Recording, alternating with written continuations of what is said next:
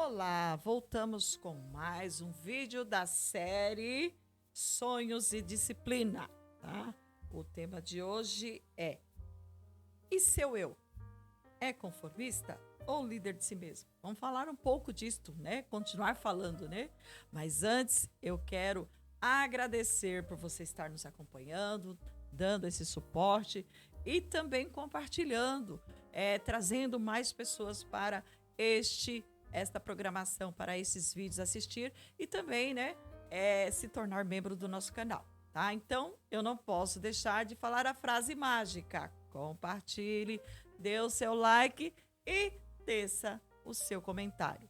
Dito tudo isso, nós vamos começar falando mais um pouco sobre o nosso eu. Olha, uma perguntinha básica. Você conhece algum vilão que destrói sonhos e disciplina? Nossa, você falou um palavrão. Não falei palavrão, não. Eu não falo palavrão. O que é palavrão? Palavras grandes, não. Eu falei uma palavra normal. Vamos lá? Ninguém é tão importante como os professores do teatro ou no teatro social. Embora a débil sociedade não lhes dê a importância que merecem, mas o sistema em que eles estão inseridos é estressante e não formam coletivamente seres humanos com consciência de que possuem um eu, muito menos de que esse eu é construído por mecanismos sofisticadíssimos que deveriam desenvolver funções vitais nobilíssimas, sem as quais o indivíduo poderá ficar completamente despreparado para pilotar o aparelho mental, em especial quando acometido por um transtorno psíquico grave como dependência de drogas, depressão, ansiedade crônica.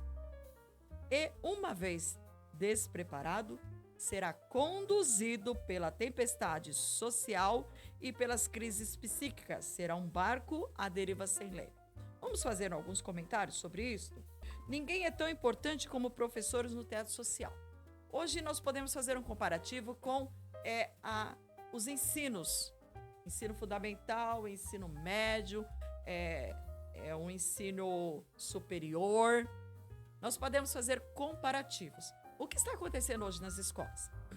Você envia seu filho para a primeira série, segunda série, aonde ele vai ter aquele início de aprendizado a ler e escrever. Mas ele vai e volta do mesmo jeito. Eu estive conversando um pouco com uma professora esses dias e ela estava relatando isso. E eu achei engraçado que ela estava de licença, porque a filhinha ficou doente, e ela estava preocupadíssima. Por quê? Porque ela é uma das poucas professoras que gosta de ensinar, que ainda continua se entregando a essa prática, e ela ia ter que ficar afastada esses últimos dias que antecedem as férias das crianças. Ela queria fazer um fechamento com qualidade, um fechamento com estrutura, mas teve que ficar de atestado. Eu até contestei ela um pouco, falei: você vai ter um tempo com a sua filha sem culpa, porque te liberaram. Mas na mente dela, ela estava preocupada de estar fazendo algo incompleto. E é o que acontece hoje. As crianças não aprendem mais a ler e escrever no ensino fundamental, tá? Eu lembro que eu aprendi com 6 anos e meio, na primeira série, porque eu não participei do pré. No ensino médio, você pensa que eles estão aprendendo, eles estão fazendo X aqui, X ali, e aí vai para um ensino superior, e para entrar nele tem que fazer algumas provas.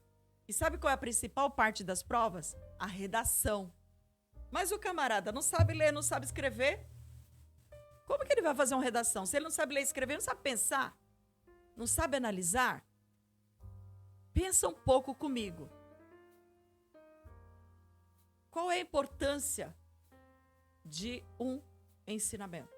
Qual a importância de ter diante de você alguém que sabe o que você precisa aprender? E que queira te ensinar e te ensinar bem. Então, falando do nosso eu, falando da nossa mente, das nossas emoções, quem é que nos instrui primeiramente? Os nossos pais. A criança no ventre da mãe, ela já começa a ouvir a voz, ela começa a aprender a forma de falar, de pensar. Ela não vai nascer falando e pensando, mas ela já vai sendo construída a sua psique, o seu eu. Às vezes a criança nasce com um temperamento que, ai, gente, fala, nossa, que criança inquieta. Peraí, vamos lá. Como que é a mãe? Como que é o pai?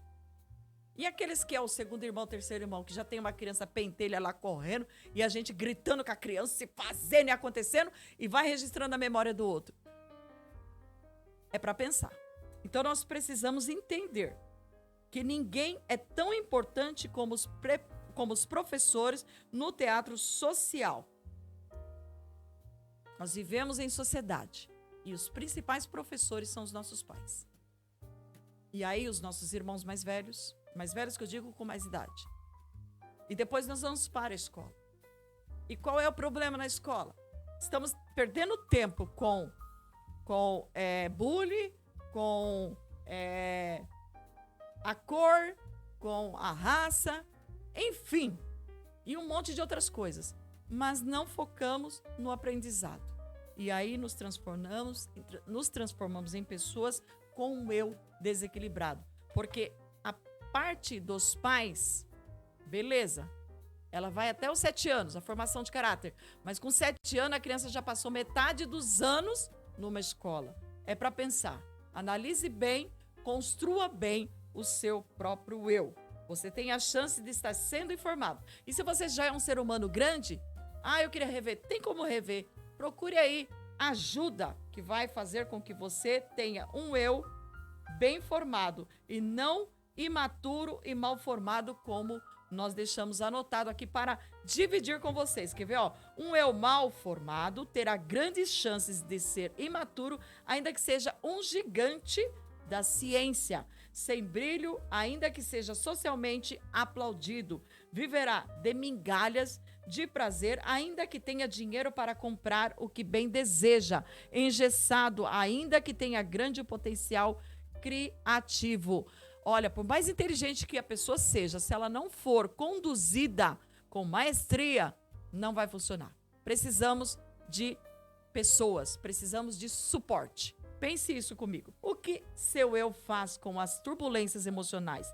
Deixa-as passar, desvia-se delas ou as enfrenta? É uma boa pergunta para você responder.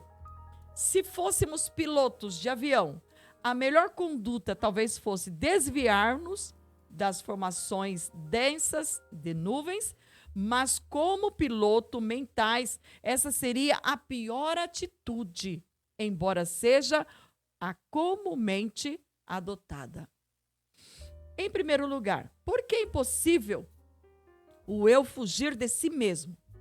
Em segundo, por que se exercitar a paciência para deixar as emoções angustiantes se dissipar espontaneamente para seguir em frente, o eu cairá na armadilha do alto ou da alta ilusão. A paciência tão importante nas relações sociais será péssima se significar omissão. O eu, em atuar no gerenciamento das dores e dos conflitos psíquicos, eles se dissiparão apenas aparentemente, serão arquivados no córtex cerebral, camada mais evoluída do cérebro, e farão parte das matrizes de nossa personalidade. Atuar é a palavra-chave. Em terceiro lugar, por que poderão formar janelas traumáticas killer duplo P, com duplo poder de encarceramento do eu e de expansão da janela doentia? Essas janelas aprisionam e desestabilizam o eu como gerente da mente humana. E assim nós encerramos. Deixe o seu like, compartilhe e teça seu comentário. E no próximo vídeo daremos continuidade nesta área, neste tema. A dependência de drogas destrói sonhos e disciplinas. Beijo!